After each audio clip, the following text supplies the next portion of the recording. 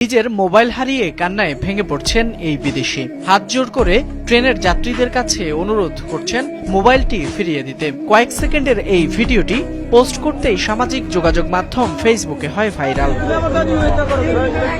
ভিডিওটিতে দেখা যায় একটি রেলওয়ে স্টেশনে একজন বিদেশি হাঁটু গেড়ে বসে ট্রেনের ছাদে থাকা কিছু মানুষের কাছে অনুরোধ করছেন তার ছিনতাই হওয়া ফোনটি ফিরিয়ে দিতে। তার কান্নাজড়িত কণ্ঠের আকুতিতে বোঝা যাচ্ছিল মোবাইলে সংরক্ষিত তার ডকুমেন্টস বা জরুরি প্রয়োজনীয় কিছু।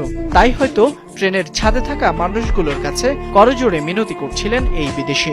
আর সেই মুহূর্তের ঘটনাটি ভিডিও করে ছড়িয়ে দিয়েছিলেন পাশে থাকা ট্রেনের আরেক যাত্রী। ঘটনাটি সামনে আসতেই নানা রকম নেতিবাচক মন্তব্যে ভরে যায় পোস্টের কমেন্ট বক্স। কেউ বলছেন বিদেশিদের সাথে এমন আচরণ মানা যায় না, এতে ক্ষুণ্ণ হচ্ছে দেশের ভাবমূর্তি। কেউ বা বলছেন এমন হতে থাকলে মুখ ফিরিয়ে নেবেন দেশে আসা বিদেশি নাগরিকরা।